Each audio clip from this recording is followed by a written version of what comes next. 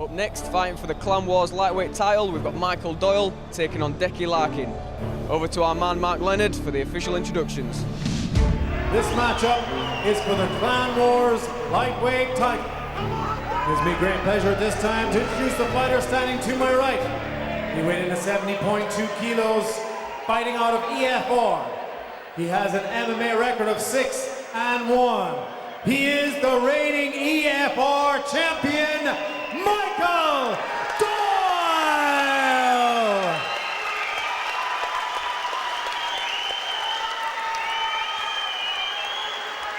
And now his opponent standing to my left. He stands 5 feet 9 inches tall and weighed in at 70.4 kilos. He has a record of 9-5, fighting out of sudden impact by way of Maherfeld. Here is Decky, the Bandit Larkin!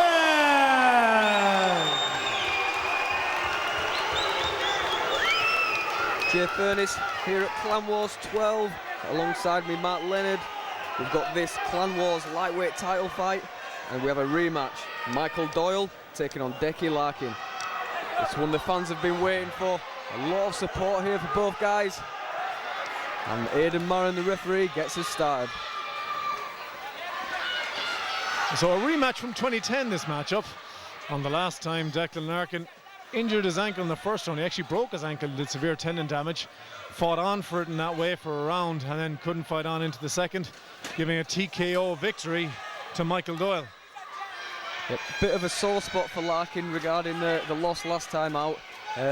He was quite animated when we spoke to him about it earlier, and he's desperate to get that win back on his record. Absolutely. And he has the added incentive that the EFR title that Doyle won, he actually took from a training partner of Larkin's, Colleen Shivers. So I'm sure he's going to want to bring that back to the camp at some stage as well, or at least avenge the loss. Yep, Doyle clinching on the cage, looking to drag Larkin down to the mat. He's got good head control, and he's got that underhook nice and tight. Larkin's using the whizzer though to stop him advancing and working his takedowns. And the two men fighting tonight, of course, for the Clan Wars Pro Rules lightweight title. And it's some belt we've seen, Mark. It's absolutely it's bespoke belt, beautiful to behold. No wonder both these guys are so adamant that they want to take it home. I can see wearing that belt too much leading to permanent back problems. The amount of silver that's attached to that thing. A beautiful belt indeed. Both men working in the clinch now, trying to get the upper hand here.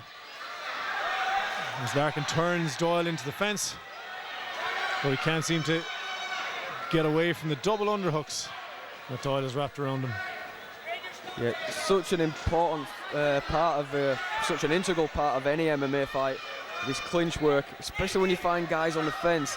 You know, to the casual fan, it might not look too tiring or like much work is going on, but it's a constant tussle, and it's very, very energy sapping when you're stuck in that position.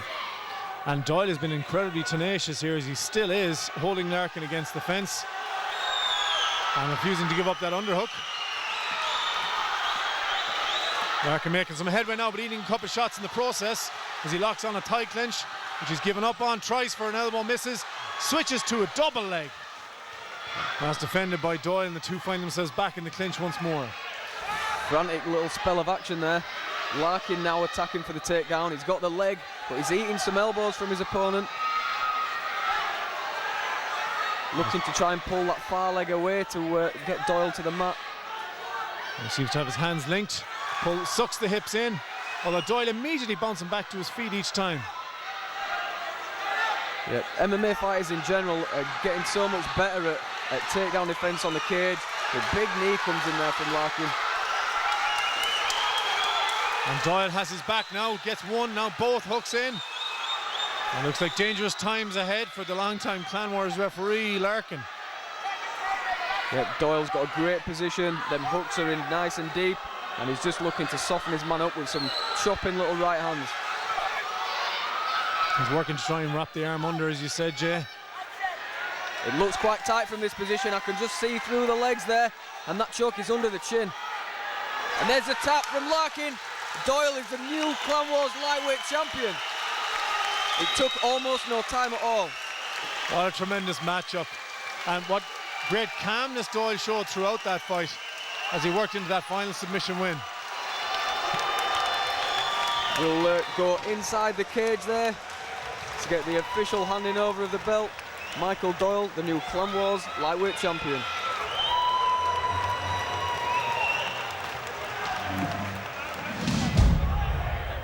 Ladies and gentlemen, your winner and new Clan Wars lightweight champion, Michael Doyle!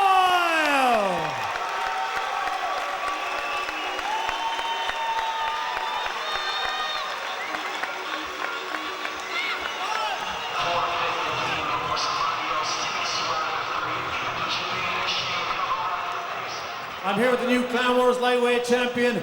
That's a pretty fantastic belt you got, Michael. How do you feel? Feel great. This is just amazing to win this belt. Like, everything's paid off, all the hard work. Just beats everything. Like. So talk me through your finish at the end there. I sort of Decky trying to take me down there and sort of spun out of it and sort of slipped around his back. Got a run, got 2 hooks in, got to put a few shots in, something a wee bit. I could feel my arm sliding, it was nice to sit and sliding. Slipped in there nicely, so took it. Was the game plan all along to work for a submission? No, it was not. Something else. I don't know what it was.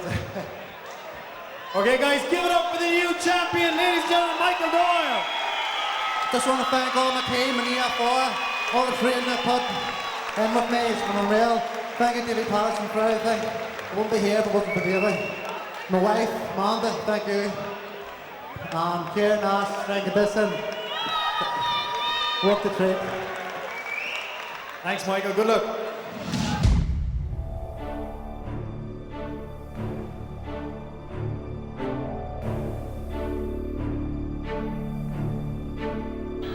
I think if one of these guys just throws caution to the wind and aims to throw them bombs, then we'll see, you know, the other follow suit.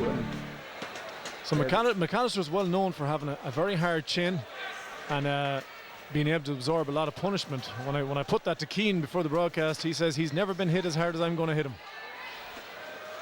And he seemed very confident that he was going to be the difference maker in this fight. Needs to hit him first.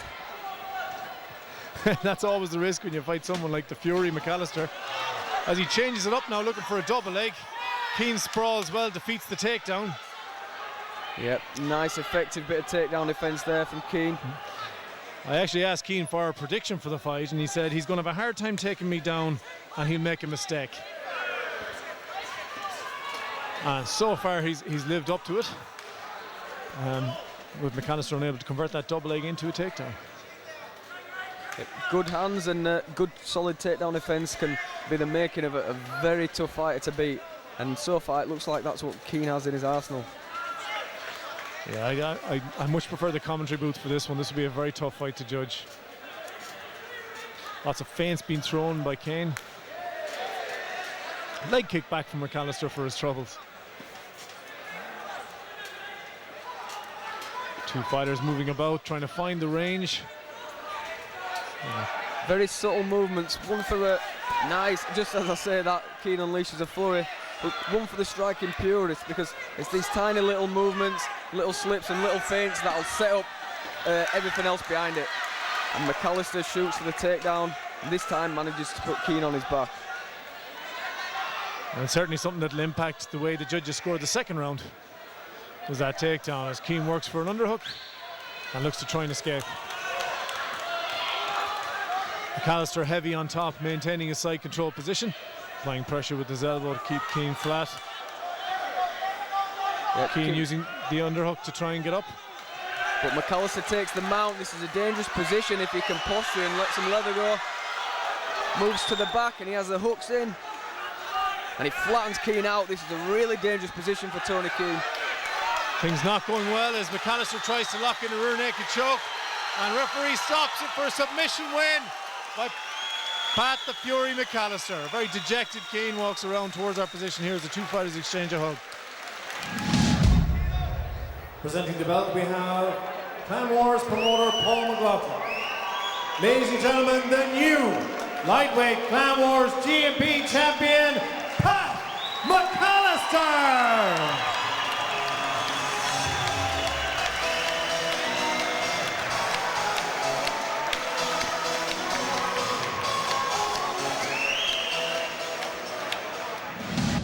Up next, fighting for the ISKA welterweight amateur title, we've got local favourite Jeff Hall taking on Seamus Cushnahan.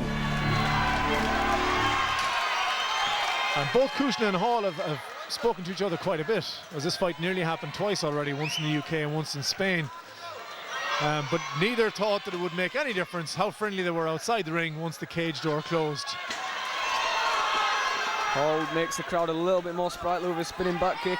Doesn't land though, doesn't seem to faze Cushnahan. Cushnahan's working well on the side with his hands, but hasn't been able to convert it into damage just yet. Although he lands a lovely left hook there on the jaw of Jeff Hall. Oh, nice takedown. That's quick reactions. It really sinks in the legs and it gets the top position. Oh, he's got that choke. And he's straight to the rear naked choke as Cushnahan works on his foot. He may have made a terrible decision there, and Jeff Hall takes the decision to the roar of the crowd here at the Ulster Hall. Wow, what a transition. Lightning fast takedown, gets the back straight away, and wastes no time at all in locking up that rear naked choke. What a finish after a tough first round. Ladies and gentlemen, your winner and new welterweight ISK Northern Irish G&P champion, Jeff Hall.